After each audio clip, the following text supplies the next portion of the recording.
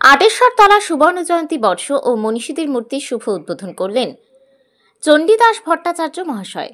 আটেশ্বরতলা সাংস্কৃতিক মঞ্চে সুবর্ণ জয়ন্তী বর্ষ উদযাপন উপলক্ষে পার্থিব মানবতাবাদী শ্রেষ্ঠ প্রতিনিধি সাহিত্যিক শরৎচন্দ্র চট্টোপাধ্যায়ের সার্ধশতবর্ষ ও বিদ্রোহী কবি কাজী নজরুল ইসলামের 50তম প্রয়াণ বর্ষে দুই মহান মনীষীর মূর্তির শুভ উন্মোচন হল। আজ 23শে অক্টোবর 2025 বিকাল 4:30টায় আটেশ্বরতলায় নাট্যমঞ্চের সংলগ্ন স্থানে। একই সাথে আজ থেকে 26শে অক্টোবর পর্যন্ত সারা বাংলা একাঙ্ক নাট্য উৎসবের সূচনা হবে। মনীষীদ্বয়ের মূর্তি উন্মোচন করলেন শ্রী চণ্ডীদাস ভট্টাচার্য। উপস্থিত ছিলেন রেণুপদ হালদার, বিশ্বনাথ সর্দার, জ্ঞানরঞ্জন হালদার, গোপাল হালদার এবং অন্যান্য ব্যক্তিবর্গগণ। প্রথমে ব্যক্তিবর্গগণকে ব্যাচ, মেমেন্টো এবং পুস্তক দিয়ে সংবর্ধনা করা হয়। এই অনুষ্ঠানে উপস্থিত ছিলেন কয়েক হাজার মানুষ। তারপর সাহিত্য সম্রাট শরৎচন্দ্র চট্টোপাধ্যায়ের আবক্ষ মূর্তি এবং বিদ্রোহী কবি কাজী নজরুল ইসলামের আবক্ষ মূর্তির শুভ উন্মোচন করেন। তারপর ওই মঞ্চে সাংস্কৃতিক অনুষ্ঠান অনুষ্ঠিত হয়। রায়দিঘি থেকে তপন কুমার দাসের রিপোর্ট, ডিএন নিউজ বাংলা। প্রচেষ্টা আমার না, আমি একজন মহান মানুষের সান্নিধ্যে এসে, যিনি আজকের আমাদের মধ্যে নেই, তিনি মাননীয় সহদেব নস্কর মহাশয়, তিনি এখন প্রয়াত। তিনি মহান আদর্শে অনুপ্রাণিত হয়ে এই দুই মনীষীর জীবন চর্চা শুরু করেছিলেন আমাদেরকে নিয়ে, আজ থেকে 50 বছর আগে। সকলের কনিষ্ঠ ছিলাম। আজ আমার হয়তো বয়স হয়েছে, তখন ছিলাম সকলের কনিষ্ঠ। আজকের এই 50 বছরের দুজন মনীষীর যে আমরা মূর্তি স্থাপন করেছি, এটা কিন্তু সেদিনেই স্বপ্ন দেখিয়েছিলেন মাননীয় সহদেব বাবু। আমি তাই আজকের সমস্ত মানুষের সামনে এই কথা জানাতে চাই, এই যে মহান উদ্দেশ্য সফল হলো, যার আগামী দিনের স্বপ্নের আমরা যে সার্থক রূপ দিতে পেরেছি, এই আমার মাননীয় প্রয়াত সহদেব নস্করের প্রতি আমার শ্রদ্ধাঞ্জলি।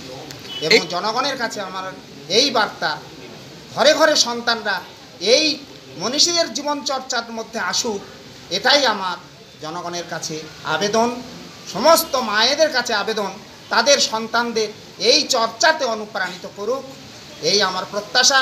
এই প্রত্যাশা রেখেই আজ এই সার্ধশতবর্ষে শরৎচন্দ্র চট্টোপাধ্যায়ের অনুপম শৈলীতে শরৎচন্দ্র চট্টোপাধ্যায় এই পুস্তকটা আমরা ঘরে ঘরে দেওয়ার জন্য একটা প্রচেষ্টা নিয়েছি। সকলের ঘরে হয়তো দিতে পারবো না, অন্তত আমরা 100-200 মানুষের ঘরে। সাংস্কৃতিক আন্দোলন চতুর্দিকে ছড়িয়ে দেওয়া উচিত, গোটা দেশ জুড়ে।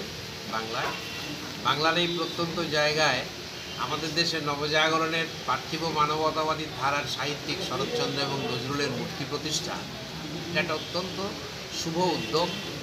আর মূর্তির মধ্য দিয়ে তাদের চরিত্রকে জীবন্ত রাখা, এই মানুষরা যখন যাতায়াত করবে, নূতন প্রজন্ম আসবে, দেখবে তারা যে মানবতাবাদী আন্দোলনের জয়গান গেয়েছিলেন, যার ভিত্তিতে আজকে দেশ ক্রমাগত এগিয়ে চলেছে, তার যথাযথ চর্চা এবং আজকের যুগে এগিয়ে যাওয়ার জন্য যে সাংস্কৃতিক পরিমণ্ডল প্রয়োজন, তাকে এই সংস্থা যেভাবে এগিয়ে নিয়ে যাচ্ছে তারই একটি প্রদর্শন। সেই জন্য আমার দিক থেকে বলবো অত্যন্ত রক্তিম অভিনন্দন, যাতে করে এই ধারাটা, চর্চাটা সমস্ত জায়গায় হতে থাকে।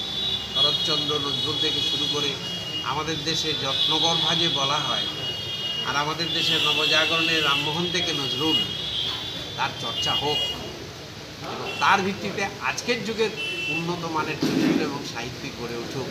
যেটা আজকের সংকট, সংস্কৃতির সংকট চতুর্দিকে, সেটা নিয়ে বলবার কিছু নেই।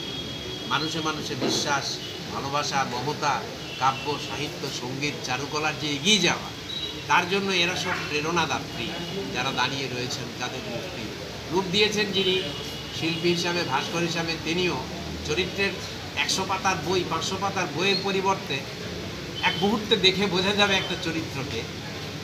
এটা একটা বড় জিনিস। এইটুকুই আমার আপনাদের সকলের কাছে পৌঁছে দেওয়ার বিষয়। এলাকাবাসীদের কি বার্তা দেবেন? হ্যাঁ, এই যে এলাকাবাসীদের কি বার্তা দিলেন আজকে?